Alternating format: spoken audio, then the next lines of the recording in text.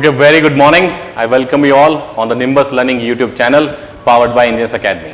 ठीक है, जैसा कि आपको पता है कि एक्टिविटी ईए मैच आज आपके लेके आया हूं। जेडब्ल्यूएससी जेई के अंदर ईए मैचिंग आपकी को सब्जेक्ट जो है आरसीसी रेनफोर्स सीमेंट कंक्रीट उसके सब्जेक्ट्स हैं। देखेंगे किस तरह कितने क्वेश्चंस आपके जेडब्ल्यूएससी जेई एग्जाम के क्वेश्चन डायरेक्ट आपके क्लासरूम से जो पढ़ाए गए कॉन्सेप्ट्स हैं उनसे डायरेक्ट क्वेश्चन कैसे मैच होते हैं, किस तरीके से आए हैं। अगर क्लास में पढ़ाया हुआ कॉन्सेप्ट डायरेक्टली हूबहू आपको अगर एग्जाम में देखने को मिल जाए, इससे बढ़िया क्या चीज है। तो देखते हैं किस तरीके से आपके पास कौन कौन से क्वेश्चन मैच हो रहे हैं।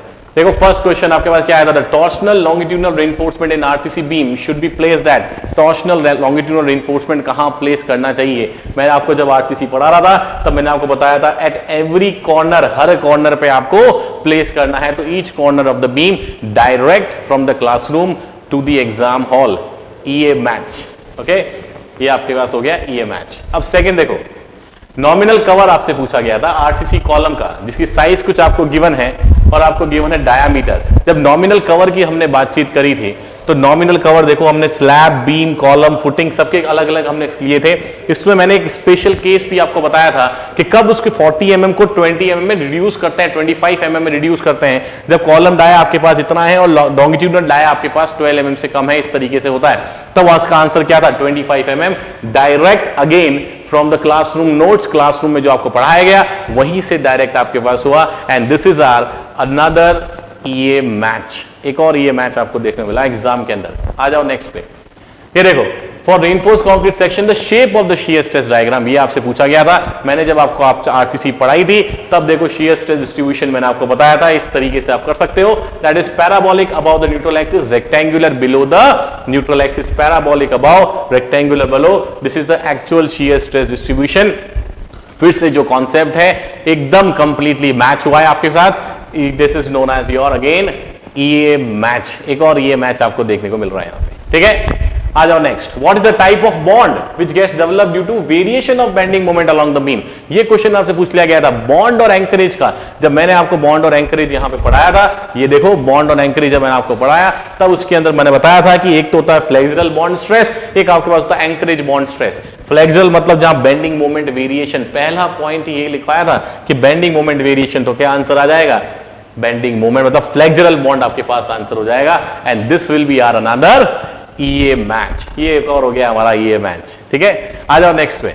नेक्स्ट क्वेश्चन क्या है, what is the span to depth ratio of simply supported deep beams. Deep beam के केस के अंदर, तो ये भी जब मैं आपको आरसीसी पढ़ा रहा था तब देखो क्या पर डीप बीम्स का मैंने स्पेशल केसेस लिखे थे। यहां पर L by D ratio less than 2 होगा तो सिंपली सपोर्टेड होगा, लेस देन 2.5 होगा तो कंटिन्यूअस होगा। और डीप बीम के अंदर वॉर्पिंग देखने को मिलती है, ये कॉन्सेप्ट हम वहां पर समझ रहे थे। वहीं से देखो direct question, simply supported case में less than 2 and this was another एकदम 100% ईए मैच, ठीक है। एक और ईए मैच आपको देखने मिल गया जेडब्ल्यूएससी जेई के एग्जाम के अंदर।